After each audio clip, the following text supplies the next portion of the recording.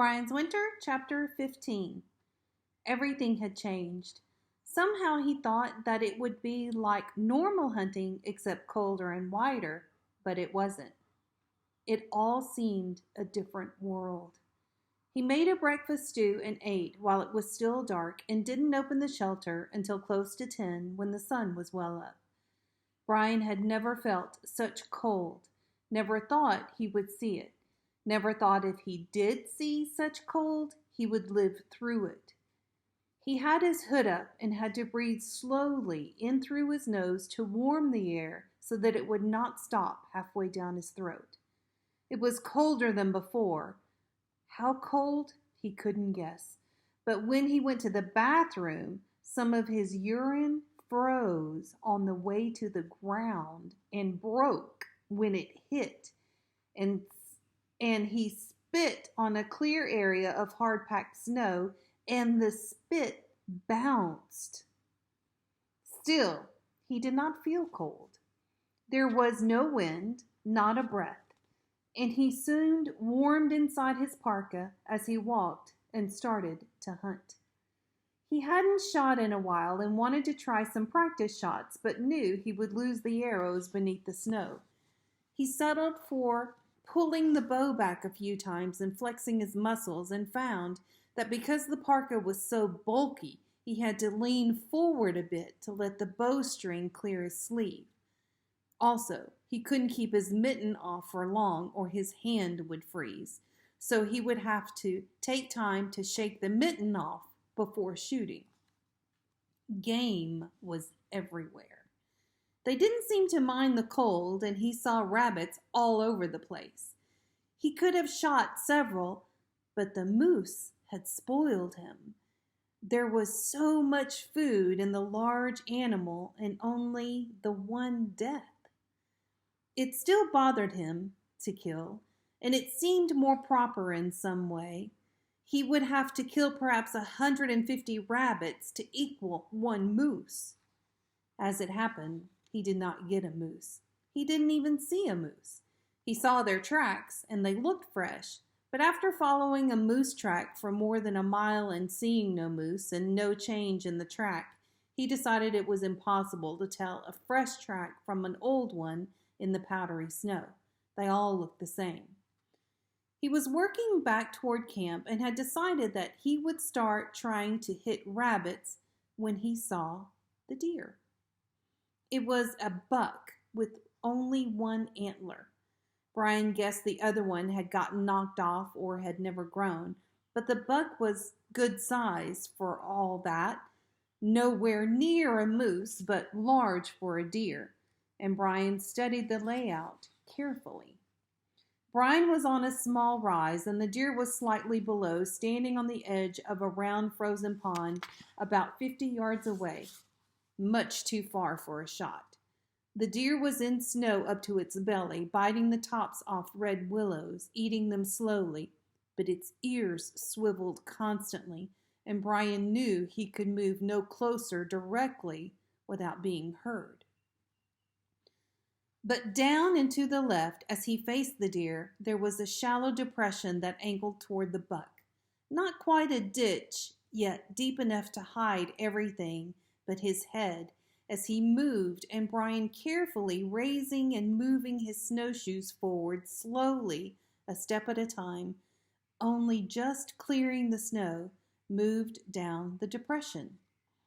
He watched the deer, only lifted his foot to move when the deer had its head down to bite a willow.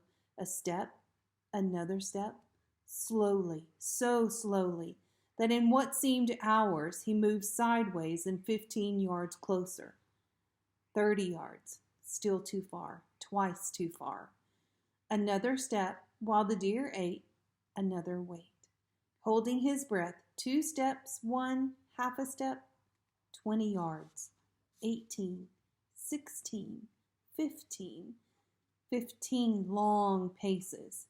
He had learned how to hunt, how to wait for the exact right moment and not waste his shots, and he eased his hand out of the mitten, let it hang on its cord, put his fingers to the string where the arrow lay, and waited, frozen, motionless. The deer looked right at him, stared at him, then looked down, back up, stamped its right foot, looking at him again, and finally satisfied, turned to take another bite of willow. It would not get better. Brian raised the bow carefully, drew to look where the arrow would go, where he wanted it to be, and released. There was a slight thrum of the string, and the arrow leaped away from the bow. The deer heard the sound, had time to start to turn its head, and then the arrow disappeared into the side, just to the rear of the shoulder. Nothing happened. Brian stood still, holding his breath, and the bow still out in front of him. The deer stood, staring at him, seeing him now, feeling the pain of the arrow that had gone into the top of its heart, but still staring, and then settling down on its front end slowly as Brian had walked, then down with its back end, and the head curving over to the back, until the one antler rested on its shoulder, and it died that way, looking back and up at the sky. Forever, Brian thought. It took forever. With the moose, there had been violence, the charge, his killing lance. But this was a kind of murder. I should have missed, he thought, still standing with the bow out in front of him. I should have raised my hand, and the arrow would have gone up a bit, and I would have missed. I should have missed. In hunting terms, it was a perfect kill, and it made Brian feel perfectly awful. The deer had been eating, just eating, and hadn't known he was there, and the arrow had taken it. He shook his head. He had done what he had to do, and it was finished. He had taken meat, and it would be wrong now to waste it.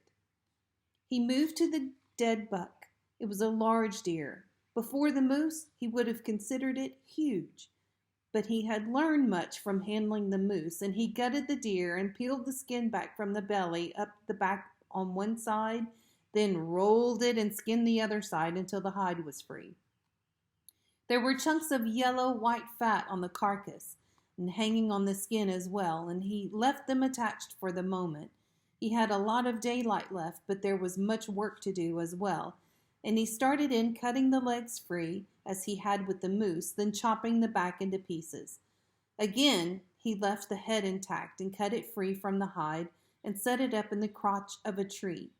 He still could not bring himself to look at the eyes, though they were clouded and dull. When the deer was cut up, he laid the skin out flat and put the two back legs on it. It was in his mind to use the skin as a carrying pack, but it had laid flat until it was frozen, or as hard and flat as a board. Or a sled, he thought, looking at it from a different angle. He stacked all the meat with the heart and liver on the skin, then grabbed it at the head, where the head had been attached, and pulled hard. It slid forward easily, so easily he nearly fell backward. The buck had thick hair, but it was all slanted to the back, and when he pulled forward, the hairs lay back and let it slide like a flat-bottomed sled. "Slick," he said aloud, "really slick." He had planned on making several trips the 1.5 miles to camp, but now it could all be done in one. So he took his time sliding the hide along behind the snowshoe tracks and getting back to the shelter well before dark. "I am fat," he said, looking at it all. The rest of the moose, all the firewood he had gathered, the shelter, and now the deer. "I'm set. Now all I have to do is—" He couldn't think of a word. He wanted to say play, but he didn't think in terms of playing any longer. Or maybe it was that he considered it all play. That night he splurged and didn't boil meat. Instead, he cut a steak off the deer and broiled it on sticks over the fire. It wasn't perfect. The sticks burned and the meat fell into the fire twice, and he lost all the juice in the flames, and it smoked up the inside of the shelter so that it had to open the door to clear it out. But It was good. The fat had cooked and burned a little, and he ate until he thought his stomach would burst. During the night, a change awakened him, and he lay with his eyes open in the dark until he realized that a breeze had come up and the temperature was rising, and that the hard bite cold was gone, and there would probably be some snow coming. He didn't care. He missed summer and the short fall that had followed, but in some ways he liked winter better. He hadn't, he thought, smiling as he went to sleep, seen a mosquito in months.